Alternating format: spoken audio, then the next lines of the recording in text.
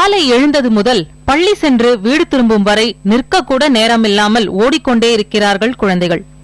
வீட்டு பாடம், தனிப்பயிற்சி வகுப்புகள், இதுபோக ஏகப்பட்ட பிரத்யேக வகுப்புகளில் தொலைந்து போகிறது அவர்களின் குழந்தைத்தனம்.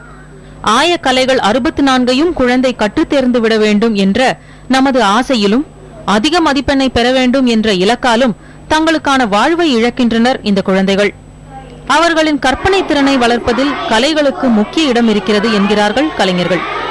கற்பனைகளுக்கு இடம் தராம எல்லாத்தையுமே அப்பட்டமா முன்வைக்கிற ஊடகங்களால அவங்களோட கற்பனைகளோட திறன் குறைஞ்சிக்கிட்டே போகும் தான் நான் நினைக்கிறேன். அதுக்காக அறிவியல் தொழில்நுட்பம் வேணும்னு நான் சொல்லலை. இவங்க உயிரோட்டமா வாழ்றதுக்கான சூழல், வெளி உலகத்துக்கு போறது, கடலுக்கு போறது, புத்தகங்களை வாசிக்கிறது, யாரும் சொல்ற கதைகளை கேட்கறது, இதெல்லாம் மிக முக்கியமானதுன்னு நான் நினைக்கிறேன். அவங்களோட வளர்ச்சிக்கு, அவங்களோட ஆளுமை வளர்ச்சிக்கு, அவங்களோட படைப்பாற்றல் வளர்ச்சிக்கு. கதை கேட்டு குழந்தைகள் வளர்ந்த காலம் மறைந்து போய் வரும் நிலையில் கதை சொல்லுதலும் இனிய கலையாக உருப்பெற்று வருகிறது.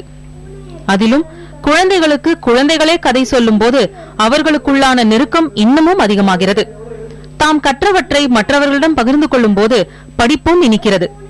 இது கதை சொல்லிகளின் கூற்று.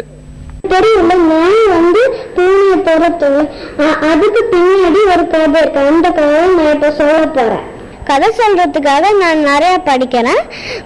அந்த படிக்கும் போது எனக்கு புது புது விஷயங்கள் எல்லாம் தெரிஞ்சிடும்.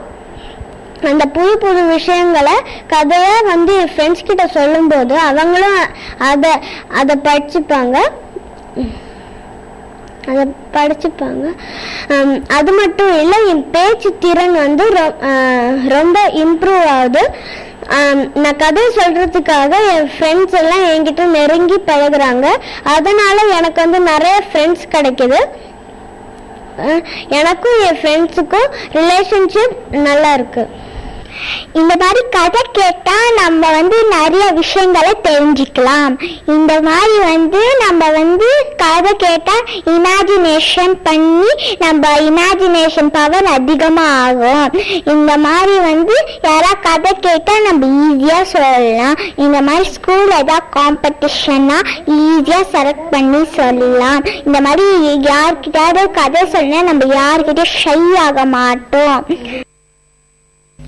மனநலம் பாதிக்கப்பட்ட மாற்றுத்திறன் கொண்ட குழந்தைகளின் செயல்பாட்டை நாடகம், நடனம் போன்ற நிகழ்த்து கலைகள் மூலம் குறிப்பிடத்தக்க அளவு அதிகரிக்க முடியும் என்கின்றனர் நடன கலைஞர்கள்.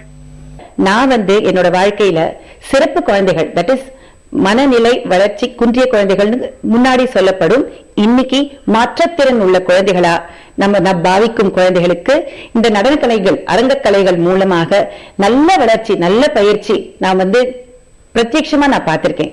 அவங்களுக்கு நிறைய ஆப்பர்ச்சுனிட்டிஸ், இந்த டான்ஸ், மியூசிக், டிராமா எல்லாத்துக்கும் ஆப்பர்ச்சுனிட்டிஸ் கொடுத்து அவங்களுக்கு அந்த பயிற்சி அளிக்கும் போது, அந்த பயிற்சி அளிக்கிறதுக்கு முன்னால அவங்க என்ன செய்ய முடிஞ்சதோ அதுக்கப்புறம் என்ன செய்யறாங்கிறத நம்மளால ஆச்சரியமா தான் பார்க்க முடியும், சொல்லக்கூட முடியாது. குழந்தைகளுக்கான உலகம் தனித்துவமானது. அதை தட்டி பறிக்கும் உரிமை யாருக்கும் கிடையாது. ஓவியம், சிற்பம், இசை, இலக்கியம், விளையாட்டு என அவர்களின் விருப்பத்திற்கேற்ப பயணம் செய்யும் பொழுது மட்டுமே அவர்கள் முழு மனிதனாக உருவாகுவார்கள். அதுதான் அவர்களுக்கும் நல்லது, நாட்டிற்கும் நல்லது.